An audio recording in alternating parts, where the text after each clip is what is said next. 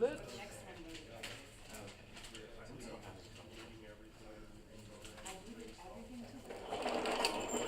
okay, guys. Yeah, have your attention, please. Well, the real now. Only one or two people were old enough to hear now, to understand that reference. Actually, before we start with the material, could you repeat your rant? No, because it's important. Oh, I just said that, like, you know, I was trying to do something on this computer, like last class. You're doing something that I wasn't comfortable doing yet. Like I was like, I'll get the syntax wrong or something. So I just like declare like two variables, like C and D, like set them to a value. Okay, I moved on, and I'm trying to like get this to work, and it's not working. So I'm like, oh, maybe the syntax is wrong. So I change it, and I change it, and I'm like, why isn't this working? This should be working. And then finally, I just checked like, oh, I like never declared D or something. Like it just didn't exist. Like the dumbest thing. It just wasn't working. And it wasn't that I wasn't getting it. It was just. And you said something important after. I'm recording because I want you just this. have to practice and do it over and over and get through all of the dumb mistakes. Let me tell you two things. One, I think that is a very important insight, right? You have to practice and do it again, right? And you'll be incredibly surprised at the end of this course, right? You will still be making dumb mistakes. You will not be making those dumb mistakes, right? And so that is very, very important. You need to practice. You need to put the time. This is an intro class. Really, it is drop and give me 20, right? That's the point, right? If you can, practice every day, right? Like, even if it's 5 minutes on Java REPL, or 5 minutes on coding bash, right? That's gonna give you that's gonna give you the muscle memory. Your fingers will know how to type. You will also be better at fixing errors because you would have made them and you would have seen the problem, right? Now, let me actually mention one more thing, which is philosophical. Get used to it and enjoy it because this is your life from now on. One thing, and I hope that you're starting to feel it, right? Because I hope to get you guys addicted to programming.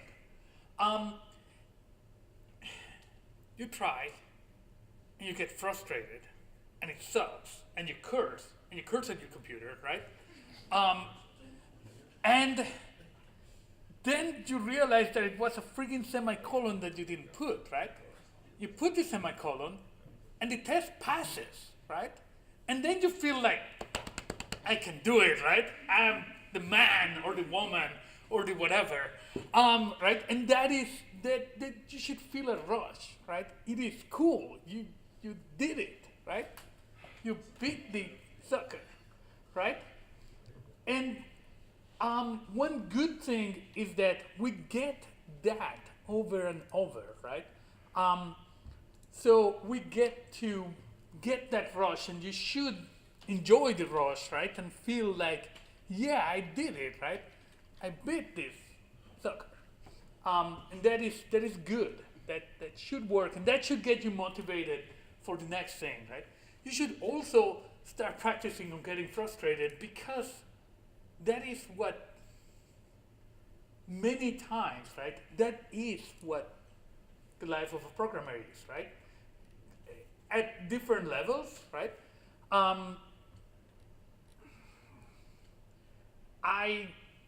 My current thing, I'm trying to access a web service that somebody else provides, right? And we mix a bunch of libraries, and one of them, HTTPS, is fairly good, but uploading files is a pain. It was supposed to be a text format for HTTP, and so trying to upload an image is supposed to be a pain. They did a bunch of horrible hacks, And normally people write libraries so you don't have to think about the horrible hacks, right? But the libraries that we had in our project were colliding with each other, and I spent 3 friggin' days frustrated and pissed for not a semicolon problem, but a semicolon problem, right? So this is what is going to happen, right? And it's sometimes, yes, you spend 2 days frustrated and pissed. And then you fix it and it's good, right? And life is good for a day or two, and then what do? You go back for seconds, right? And then, and after a couple of weeks, the problems are not gonna be semicolons, but you're still gonna keep doing dumb things, right? What can you do? How can you deal with this? Any strategies that you have developed? Change measures, yes, that's always a possibility, but hopefully that's not the one that you guys take. Practice, right? What do you do if you get too frustrated? Yes, right? Take a break and come back tomorrow, right? Notice that an important part of that means that you started on Monday for the assignment that's due Sunday, right? Because if it's Saturday night, you're screwed, right? Much more if it's Sunday night, right? So starting early gives you the advantage of doing that, right? What else can you do? GitHub, right? Google stuff, right? Start looking. Go through the book, right? What else can you do? Go to the tutoring lab. Yes, go to the tutoring lab, right? Isn't that cool? They have, it's J265. There is a lab. There is people there usually from 9 to 9, except Saturday and Sundays. It's from 9 to 9-ish. Monday to Friday. I think they close early on Friday, but and even when there is no tutor, right? And most of the tutors should be able to help you with this class. They have schedules, and you can actually make an appointment and things like that. But you can also just walk there and see, right? And many times, kind of this class, everybody has done it. Sorta, kinda. Some of them will do it in C# or maybe even C++. I don't know what we're doing. But most everybody has done this and should be able to help you, right? To tell you the truth, with semicolon problems, having another person look, right, without cheating, don't have somebody else do your work, because then I'm going to kill you on the test, right? That's not, but having a second pair of eyes, look at this stuff, actually helps, right? And many times we do rubber duck debugging. This will happen every day, don't worry, it is normal, right? You call somebody and say, come, right? Look, I'm having this problem, right? I declare my variable B, and then I declare my variable C, and then, oh, fuck, I didn't declare my variable D, right? And you will normally see this stuff when you're trying to explain it to somebody else and put it as an organized set of steps, right? You will see what you did, right? And that helps. In a way, it's actually not true, but you could just have a rubber duck next to you and explain it to the rubber ducky, and that will help you debug it. It usually doesn't quite work if you have a rubber ducky, but it could be, right? It doesn't really need to be a programmer, right? You can get your spouse or your kids or something like that and say, come, look, help me figure out where the heck am I missing the semicolon, right? And that is a fairly usable thing, right? Other things you can do. What else can you do? Actually tell you exactly what's wrong. Just follow those links. Yes. And Ask for help, right? Go to the lab, ask me, send me an email, right? And how do you ask for help? And again, right, just many times, just putting this stuff in words is gonna help, right? How do you ask for help? My assignment 2 doesn't work. Is that a very useful way of asking for help? No, it's like, yeah, sure. How do you ask for help? I did this. I am trying to do this, right? I did this. I was expecting this to happen. This happened. Right? But you need to do that. You need to say, this is what I'm doing, right? This is what I tried. This is what I was expecting to happen, right? And then this is what happened. And it may be that your problem is conceptual. I put int a equals Orlando. I was expecting the variable a to have the value Orlando, and I got a horrible error from the compiler, right? Like, well, yes, that's not an int, so you can't do that. It may be I'm missing a semicolon, right? And so, but putting those things is gonna help me help you, right? Send a pull request. I can see your code. Many times, code interacts with each other, right? So if you just send me one line, many times it's gonna be enough, but it may not be enough because the problem may be that you didn't declare the variable 10 lines above, right? That you made a typo and you declared a capital D instead of a lowercase d 10 lines above. So if you send a pull request, you're giving me your whole code, and then I can look and fix stuff, right? And most of the time, I have the advantage of 20 years of computer experience, but also I have the advantage that there is 40 people doing the same assignment. So many times, and I've been teaching this class now 3 or 4 times, so I've seen many of the mistakes that people will make, and so I can usually figure it out fairly quickly. But sometimes, to tell you the truth, I get stumped, and it's like, send me a pull request, I'll download it, I will run it, I'll debug it, I'll start looking at stuff, and figure out what the heck's going on, right? And sometimes it's going to happen. But don't get frustrated, right? And get help. Don't get too frustrated. Go, right? Go look at it, right? Go take a break, have a beer, come back. Just one, not too many. That will help, right? And so start early, ask for help, and actually get used to the rush. It is actually a really cool rush, right? Most jobs you don't actually get a rush. You kind of, it's boring. We tend to have this really cool job where we get frustrated as hell, but also where we get the rush of solving the problems. So that is really cool. Any other questions or observations on this stuff? Cool.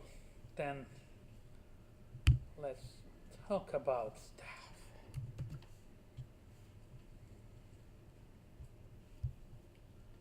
Yeah, and I actually added some stuff.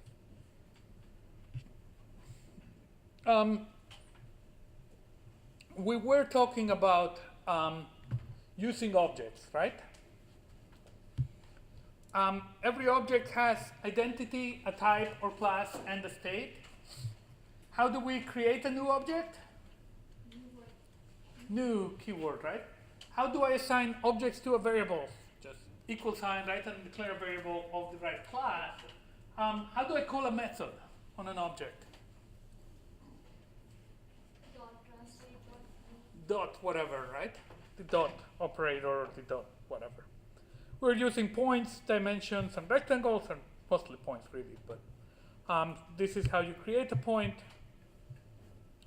This is how you create a variable of type point. Now, in Java, there's a strong convention that all your classes starts with uppercase. So that may be helpful. Classes are in packages, so this is really java.awt.point. But if you import, then you can just use the last name of the class, right? You need to keep in mind variables versus objects.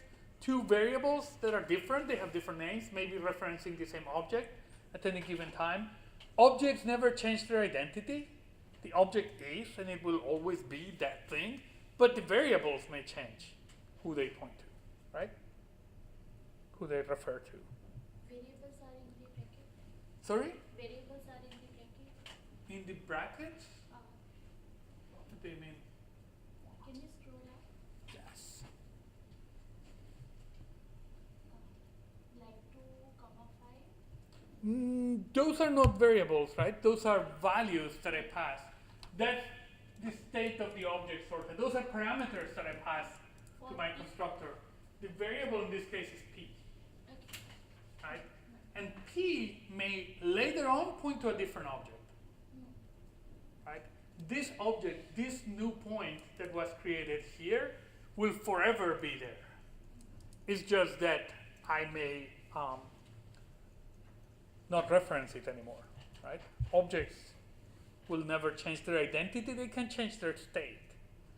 So it may not have an x of 2 and a y of 5 later on. But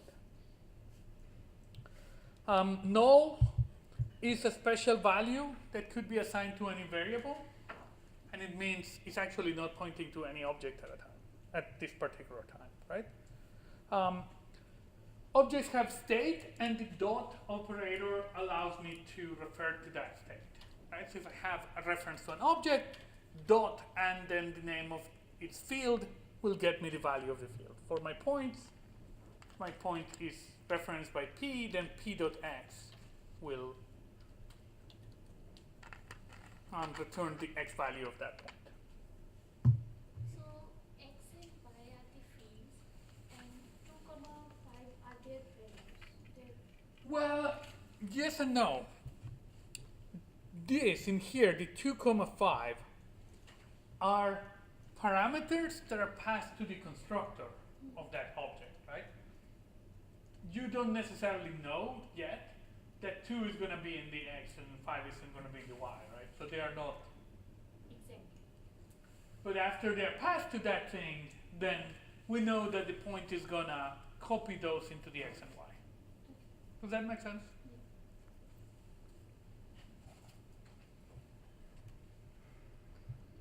And in the documentation, you would see as the constructors, right, for the thing. And we talked about functions and methods, right?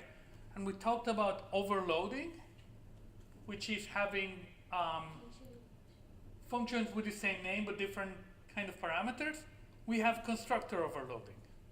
So you may have a point that takes an x and a y. You may have a point that takes another point. Or you may have a point that takes no parameters whatsoever and initializes x and y to 0. So those are different. It's still the same. It's a constructor, but it's different constructors that get called depending on the parameters. It is overloading, right? We don't really need it for functions. I tend to not use it much for functions, but we do need it for constructors. So we reference fields and we call methods with the same dot operator. Some common methods and operators, we have the equal equals operator. What does it do? Tells me. It adds. No, those are equals. Means ABC, ABC. Okay, but what does it truly mean? Identical. Are they the same object, right? Are these two expressions that return an object reference the same object?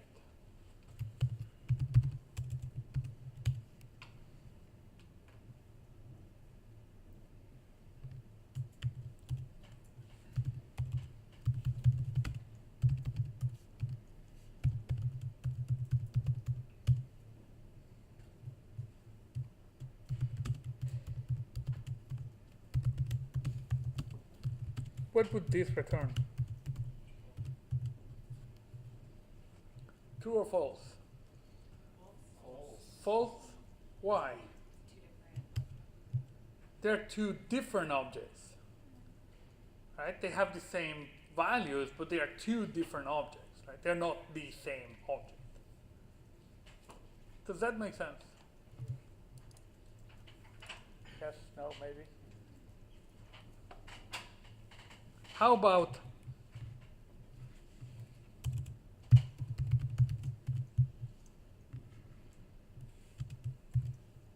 True.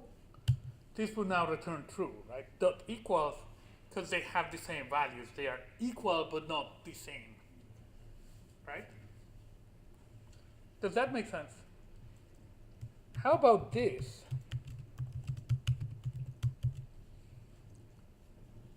What would this return? ABC equals ABC. True. That's true. Why? They are identical.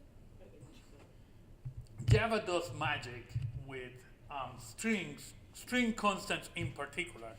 If it sees the same string constants twice, it's not gonna create two new objects, it's gonna only create one object and keep track of them. And so this will be true, but how about this?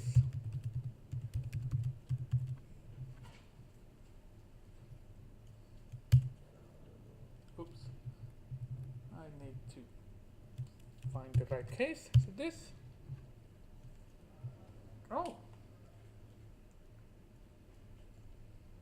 No. That should return true. I was expecting this to return false. If you uppercased it, does it return false? Well, if I uppercase it, it should return false because they are right different. But if I this should return false.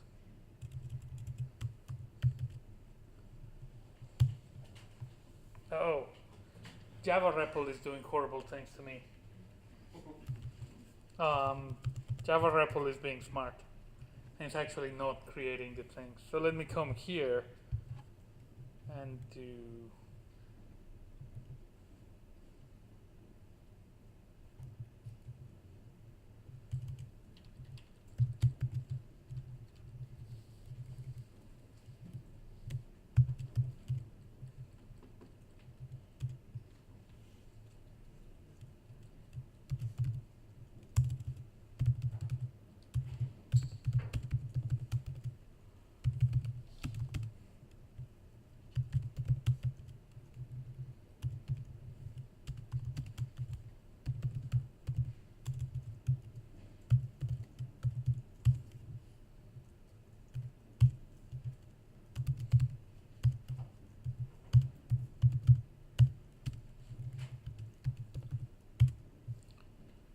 hopefully I'm not lying to you and that would print false. Yeah, there is too much magic. There is no way that they're doing the same thing.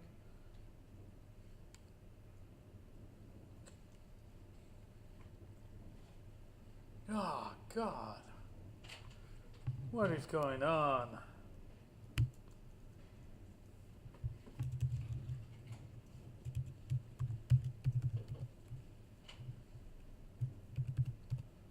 The compiler is becoming better than I thought. Either the compiler or the libraries. Oh. No. No. Oh. Oh. It is the compiler. Okay. It is the compiler that is pre-optimizing those things, right? So when I call ABC plus DEF, the compiler actually is smart enough to do the computation on its own. I was like, oh, have I been lying to you this whole time? The compiler can be smarter, right? So can actually pre-compute those things and then insert the return value. Does that make sense? So we would need to do new to get those things, or anything that creates a string dynamically. So these things would actually return true. Ah, very smart. Yeah, yeah. That is cool. The compiler is becoming smarter. But do you see the difference between equal and dot equals and the thing with strings, right? Actually, this makes it even more dangerous. The problem with strings is that equal works many times. And so if you get used to using equal to compare strings, eventually you're going to hit a place where it doesn't work and then you're going to sit and cry, right? I have made that mistake at least once in the 2 years that I've been programming with Java. I've been programming professionally with Java. And that was a bug in my code. The only time that it has happened. Other than that, my code has been perfect, has never had any bugs.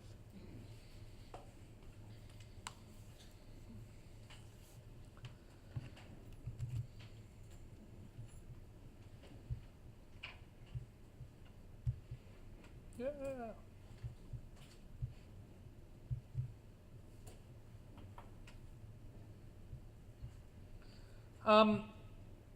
We have the toString method that will convert something into a string, and actually Java will do magic and will convert stuff to strings, right? So we could do, we have a point, p,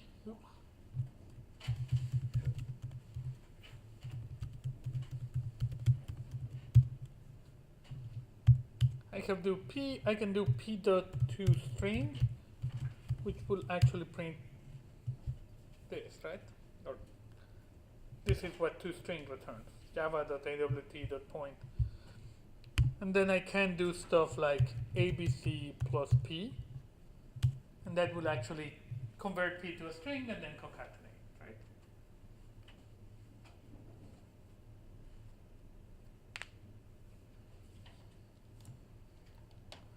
So Java will convert stuff to strings by calling the toString method. It's one of the few things that it does for you. That's why you can do it on println and other places like that.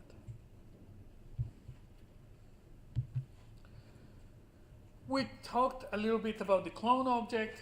A clone will return a new object with the same data. So actually, oh, maybe.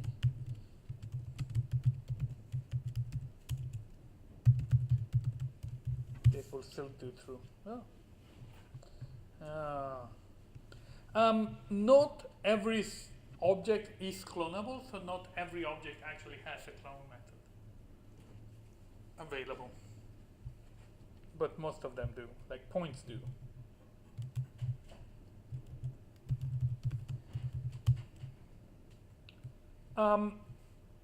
Actually, we have a problem in that if I do this, point p2 equals p.clone, it tells me, because the clone method, we'll see inheritance and that stuff, the clone method is actually defined in the object class, and so it returns an object rather than a point.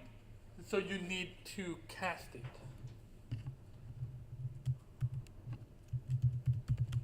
You need to cast it to a point with this weird notation, putting the type in parentheses.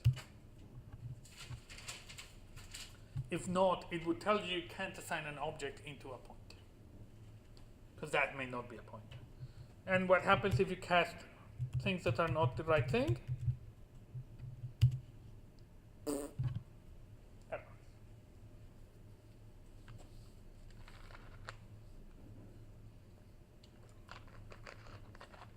Make sense?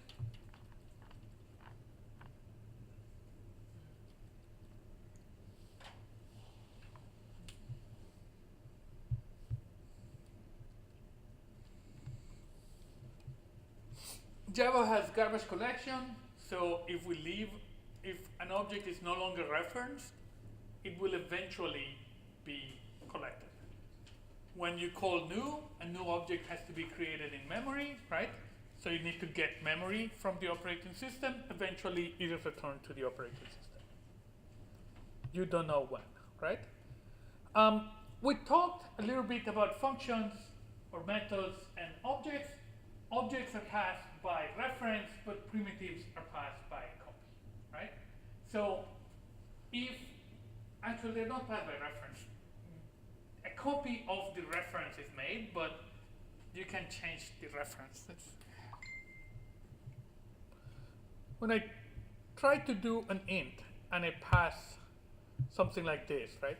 Try to change primitive, I pass it an int, and in here I change that int.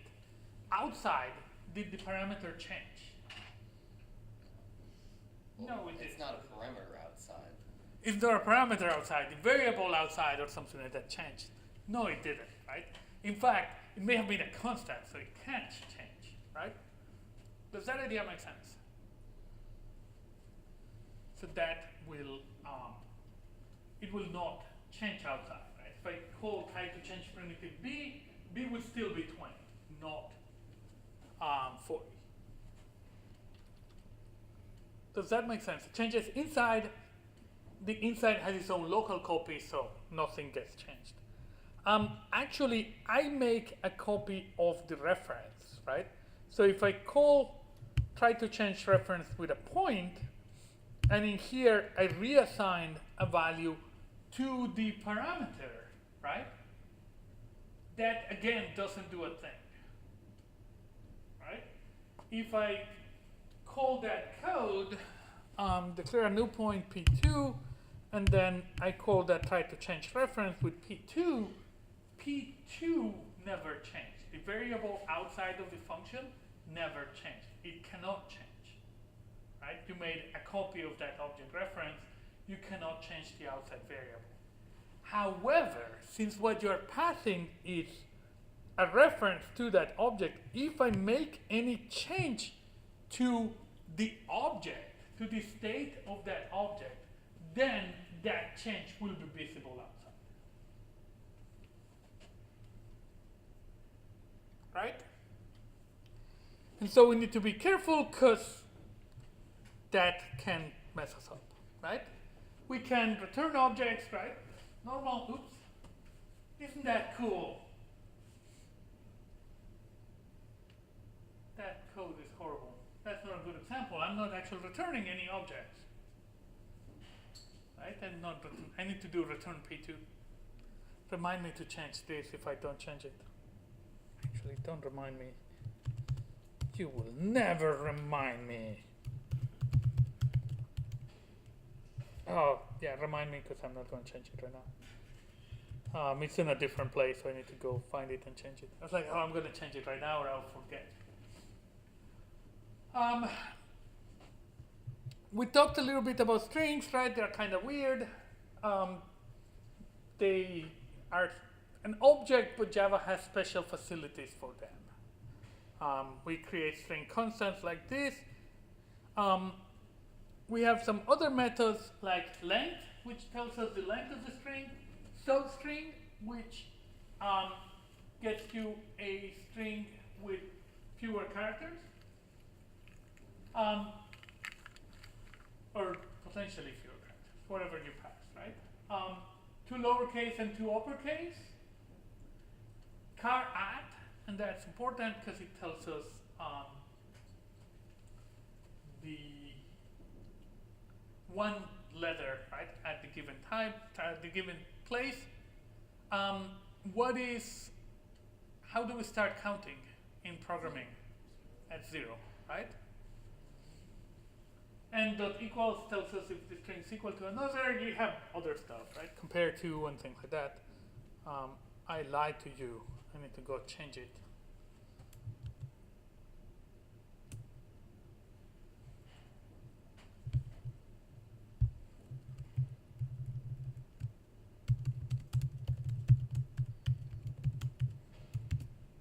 Ha! This is wrong. As we did in the example, right? This would actually return true. And that's because the compiler is smart and will actually perform the computation. Right? But if you have new or some other things that return strings, then it would return false, right?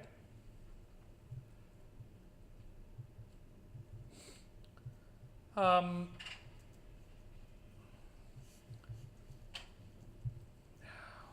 I messed up my thing.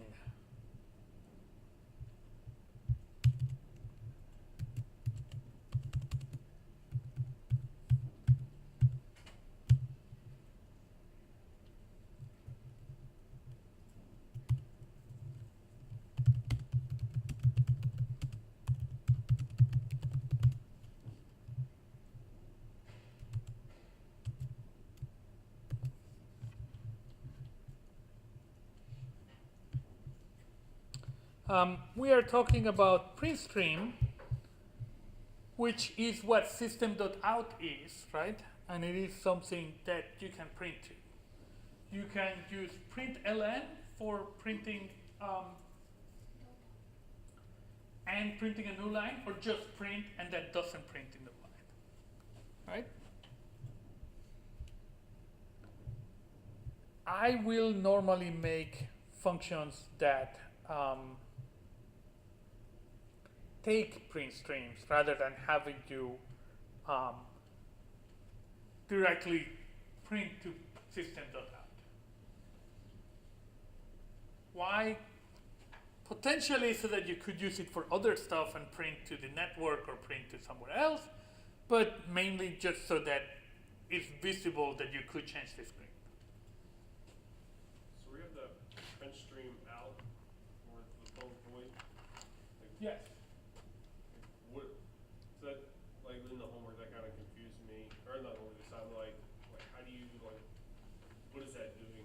What is what doing? So like, Void says that's my return type. yeah, What does void mean? it doesn't show, or it doesn't return. It doesn't actually return anything, so you cannot assign a return or something like that. Yeah. What does passing objects to the string mean, to the function mean? Well, you just get them and you can call methods on them, right? So what does PrintStream out mean in that function?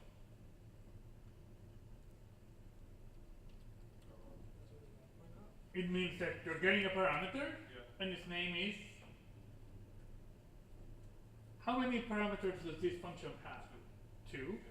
One is called p and it's a. What's the point? The other one is called Out, what's the PrintStream? out and it's a print string. So that means that you can call methods on that out thing. So when I do out.println, I'm printing on that print string. Is that the screen? Maybe, I don't know. Who called me? What did they give it? What did they give me? Okay. So I thought it was like you needed an input for like the PrintStream. So okay. So I tend to make this just to kind of, you getting used to never change global state. Because writing to the screen, if you have a bunch of things and they all write to the screen, then you get confused, right? Yeah. You need to be very careful. Whereas this, at least you make it obvious that they are writing to that thing. And if when you call it, you pass it system.out, then you know that, So it makes you exclusive to that column. Okay. yes, makes it local to that function, Yeah. right? To that call. And you could actually call it with two different things. It doesn't have to be system.out. Okay.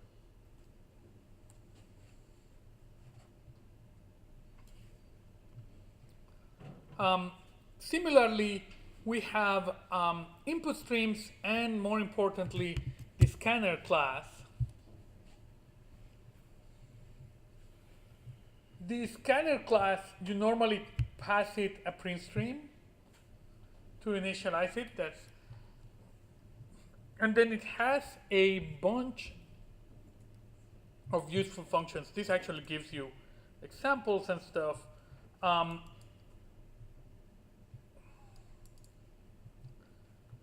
Has next, right, will check whether the next stuff would qualify for that. So you can do has next int, has next boolean, has next this or that, right? And so it will check whether it has, and then the next ones, right, next this, next that, will read one value of that type. So next long will read an int, right, or a long, which is a bigger int. Does that make sense? Next line reads a full string until it sees a new line character, right? And then it stops reading.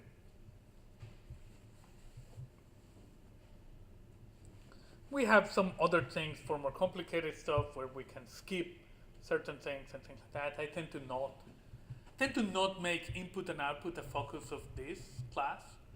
So you will have to read some things and write some things, but it's not a big deal. In your main, you normally use system.in and create a scanner with system.in and use system.out and go from there. I'm making the functions take scanners and print streams so that they can be, it makes it explicit that they're printing or reading. And actually I cheat, and in my unit test, what I'm passing to you is not system.in or system.out, but other classes that read and write to strings, so that then I can compare and check whether you got the right value. Does that idea make sense? I think last class we actually did a tiny example of doing it from a string. You don't need to know how to do it. Just that is the point of passing print streams and scanners. You actually need to do it in assignment 2. Right? Oh yeah, that's the stuff for assignment 2.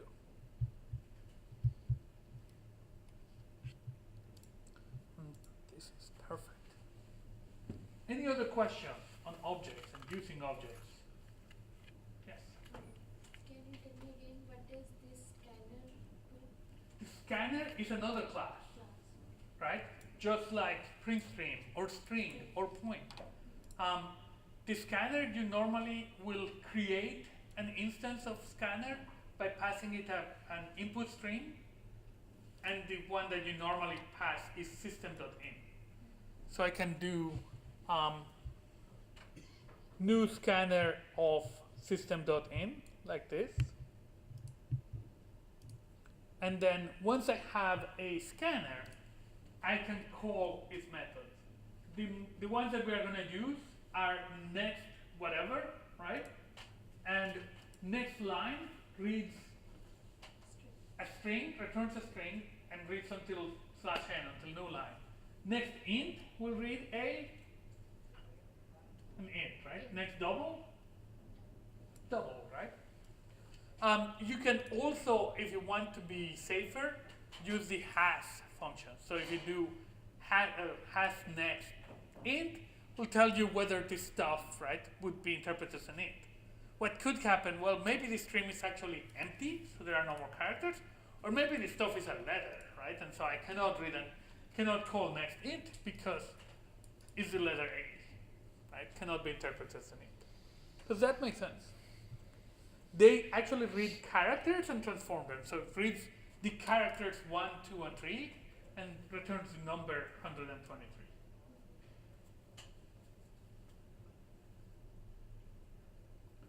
So this string S, what is it? String S, what is string S? It's a variable. A variable called S of type. String. Yes. Then I assign to it whatever sc.nextTime returns.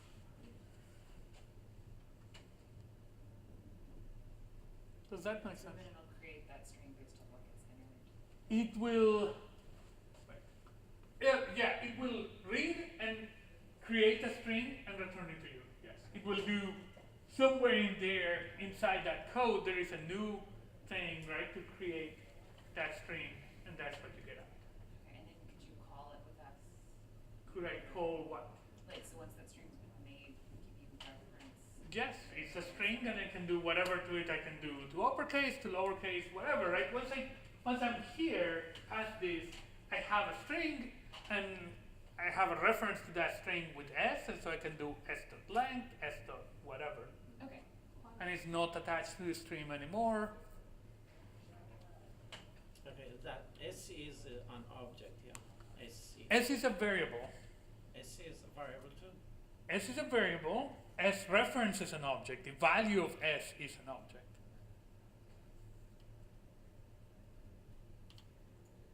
We normally say S is ABC, but it's really S references ABC, right? Would be a better terminology. So SC isn't an object? SC is a variable. But you're doing the news, not when we. Once I do that, the value of SC is an object, right? You want to be precise, right? SC is not an object. SC is a variable. I tend to be imprecise and say SC is an object. But to be precise, SC is a variable. That makes sense. That's fine. The next example down there, and if you would change the end to void, would that mess it up? Because void doesn't return anything, but the next line returns something. So Yes, this would clash, right? In this example for read and add, right? Yeah. If I put void instead of int, then that doesn't work anymore. Like you would get a compiler error. Yeah, that's what happening. Yes. On the assignments, right? Don't change return types or anything like that of the code that I'm giving you, right? Usually you don't change test cases. I think I still have a bug in like assignment 5 where one of my test cases doesn't work unless you change it. But other than that, you don't change test cases, right? It's like, oh, he made a mistake. 3 plus 5 should return 17, not 8. Change it, that doesn't. Don't do that.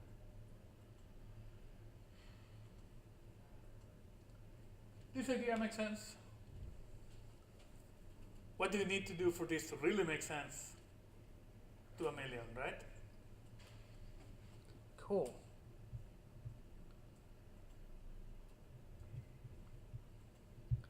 Let me take advantage.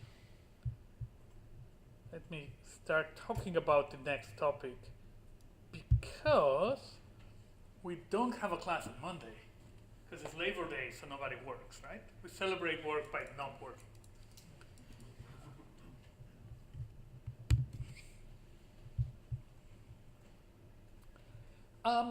And this will allow us to now do slightly more complicated stuff.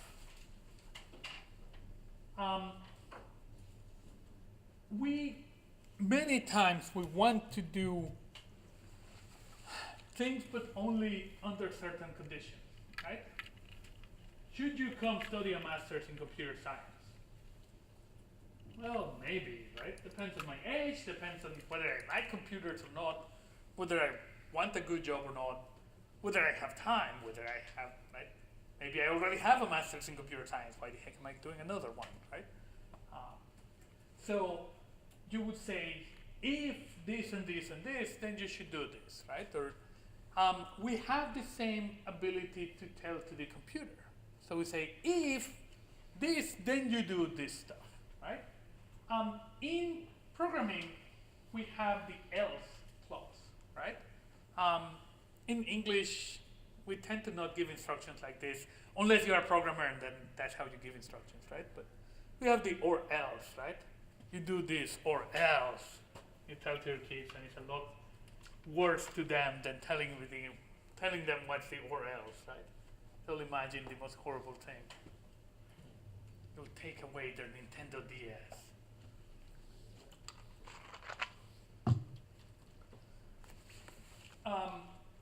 The syntax is relatively simple. You have the if keyword.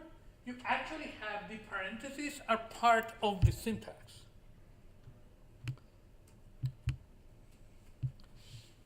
You put a condition. What is a condition?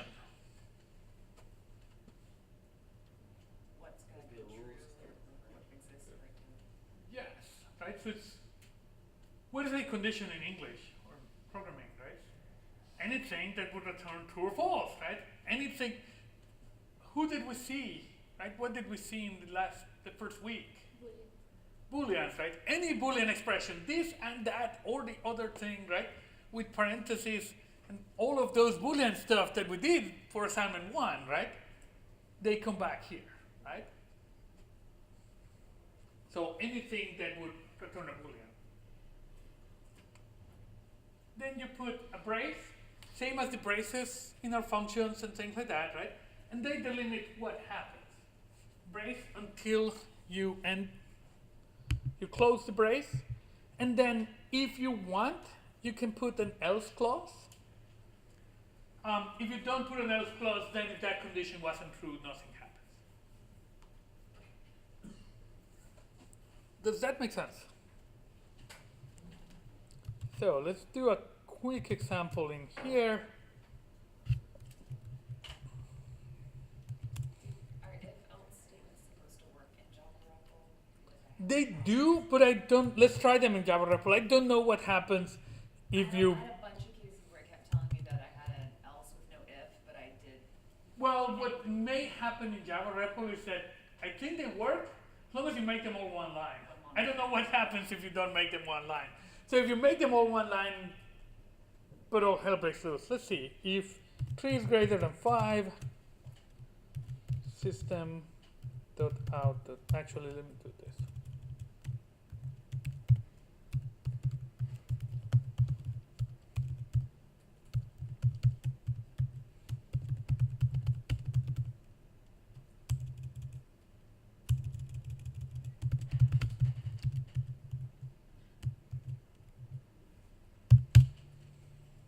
Ha! Right? That wasn't fake news. 3 is not greater than 5, right? If 3 is less than 5, then print reality or something like that, right? So this works. Now let's see. I have no clue.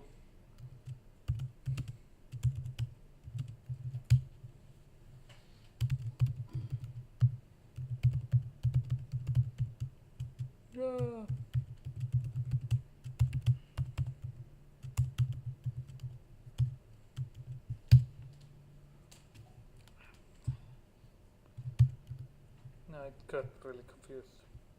I think. Oh, it actually. No, it didn't. So it is. If the problem is the right, it gets confused when you have more than one line. It's a problem with reading more than one line. So that's where you stop using Java replies. Right. This is a piece of Comparable manure. that does do Sorry? multiple lines? Is there anything comparable like this that does do multiple lines? Yes and no. There are other things. Actually, there is a REPL. This one may have better stuff.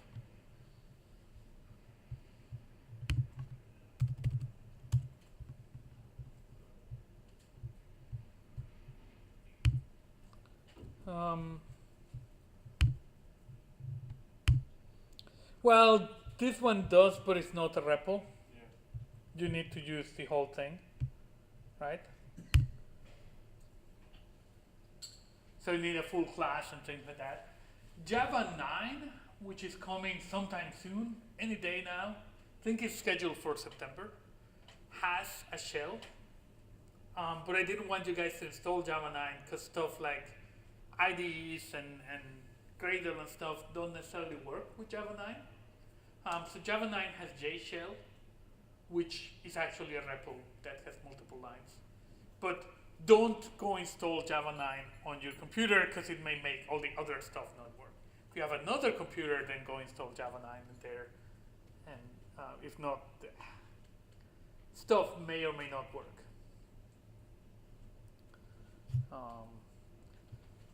I've been hopeful to get Java 9 out anytime soon because then that would allow me to do that stuff, but not yet. So, no.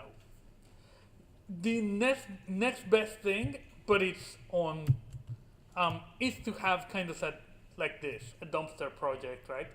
Where you have the project open and you keep adding manure to it. But you still need a computer, an IDE, and all of that stuff.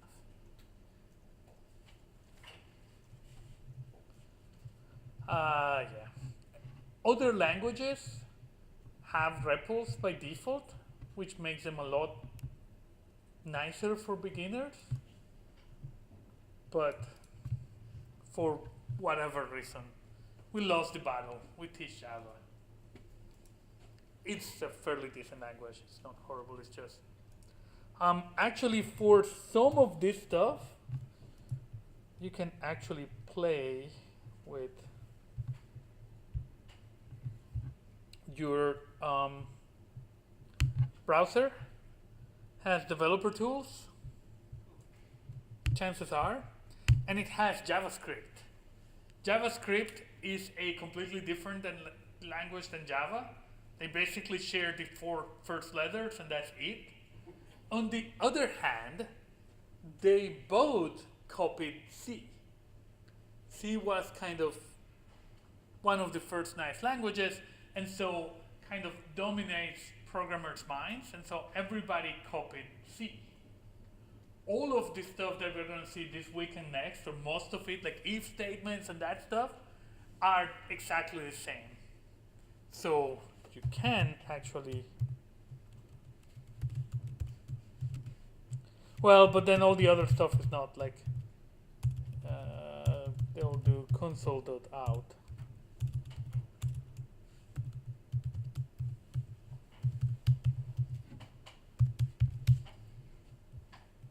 Oops.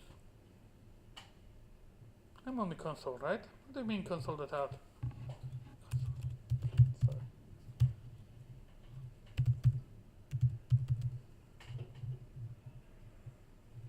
Ah. It's console.log. Okay, so instead of system.printout, you would need to do console.log.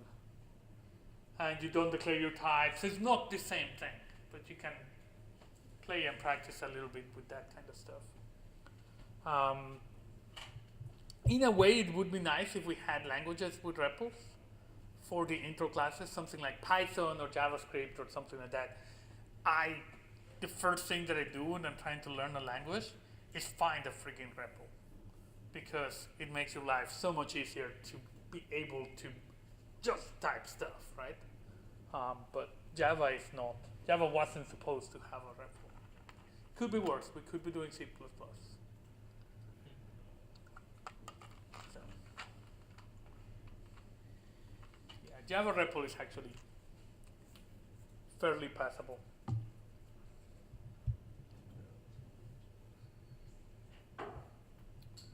We were not here. We were not here. We were here.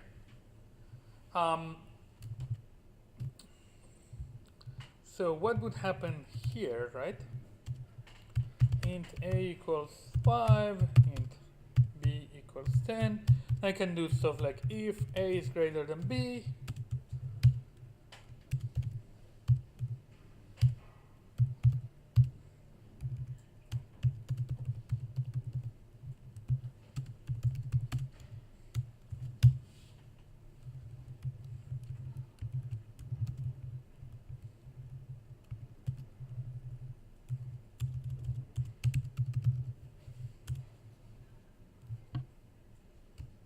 so what would this print?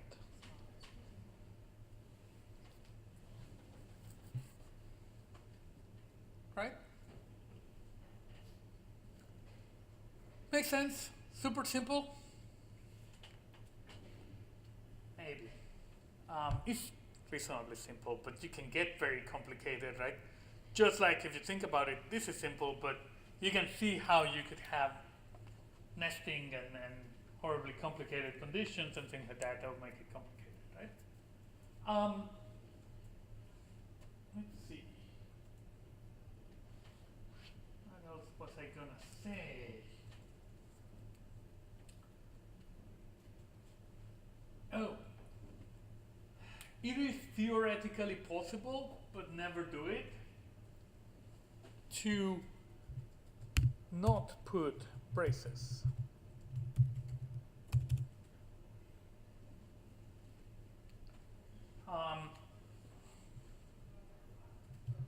Let's do this. If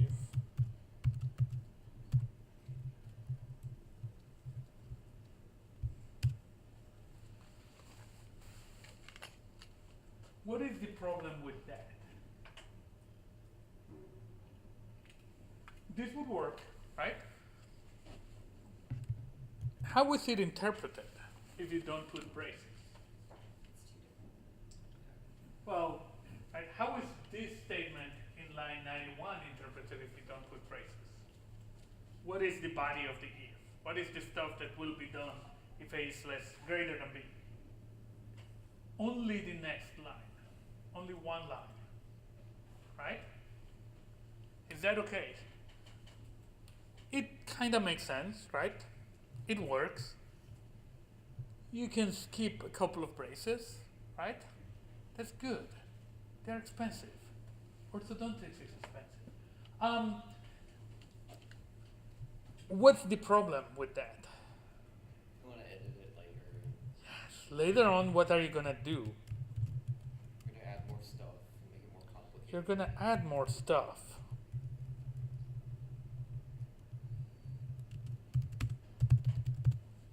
And what's going to happen? What is this going to print when I run it? The first one. Or, well, It's smaller 'cause No, it's actually gonna print more than smaller. It's gonna print greater is better and then smaller. Why? It's not. Because this is the if, right? So what the compiler is doing is imagining that you actually typed this. So this guy happened to be outside the if, so it always gets executed, right? And that's not what you wanted. Your boss's paycheck doesn't get printed. Somebody gets fired, right? The operator of the printer. No. Does that make sense? What's an easy way to avoid this problem?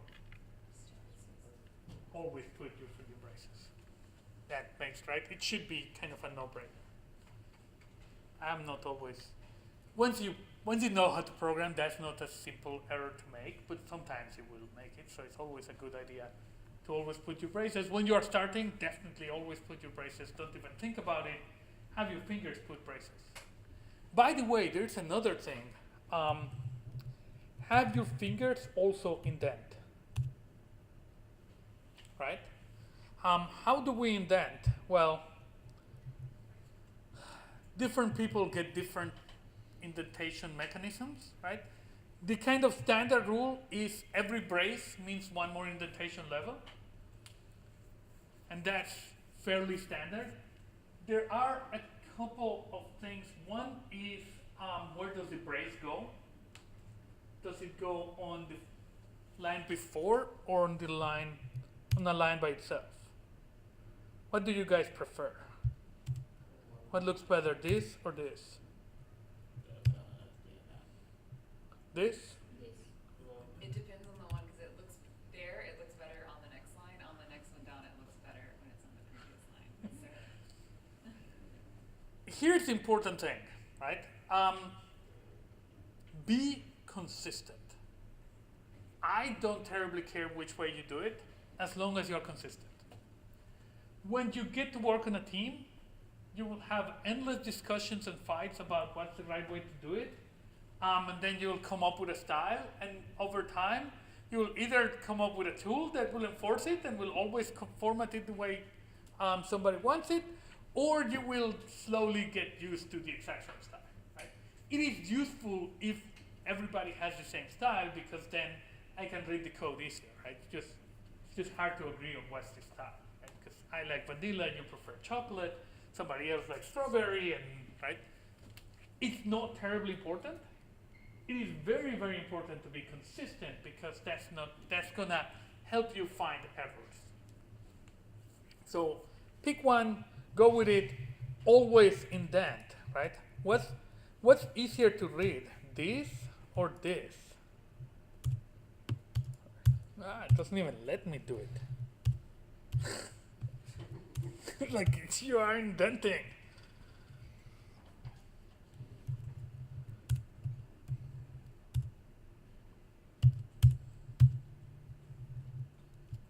No, it doesn't even.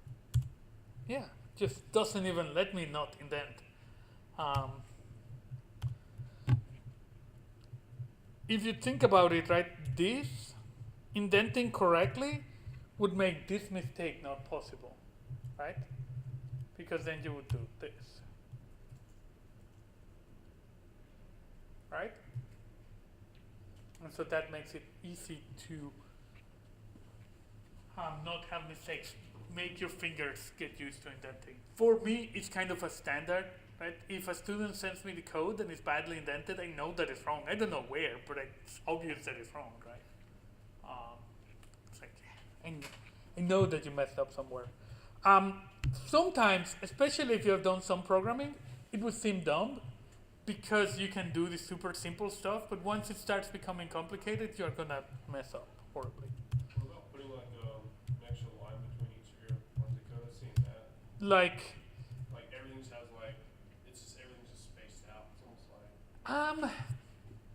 There is different kinds of things. Spacing should make the code easier to read, right? It's like a paragraph, right? So if you're putting lines in between things, right? Like, think about it, this one has tons of space. There's a space here, there's a space here, right? Now, if I have this stuff, right?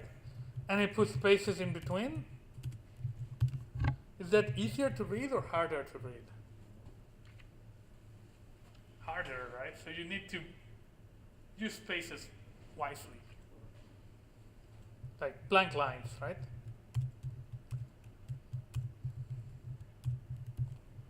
Oh, and the other thing, tabs versus spaces. Tabs are amazing because you press one key and you get however many you want, right? So you can, in your editor, depending on, there is different ways of doing it. I don't even know, because I normally don't change that stuff. I'm using IntelliJ. Tab should have something, right? Code style, Java.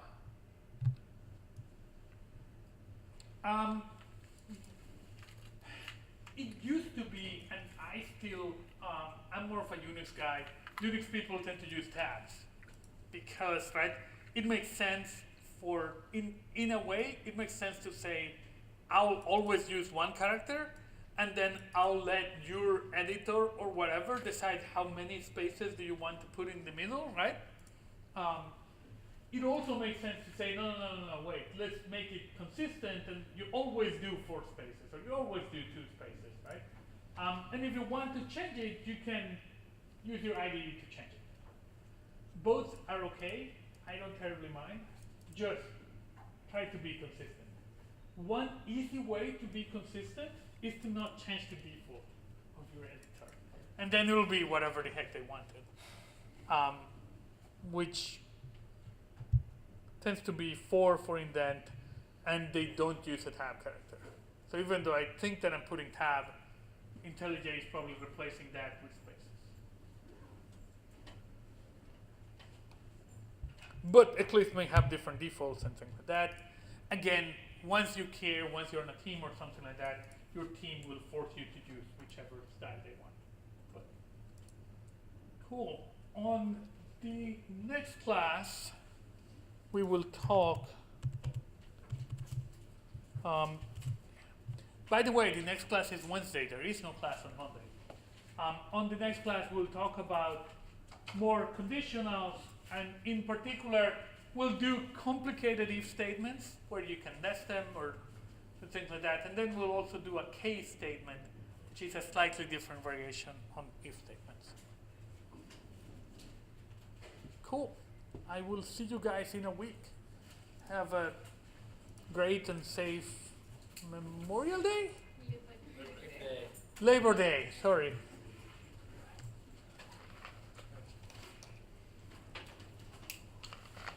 That one.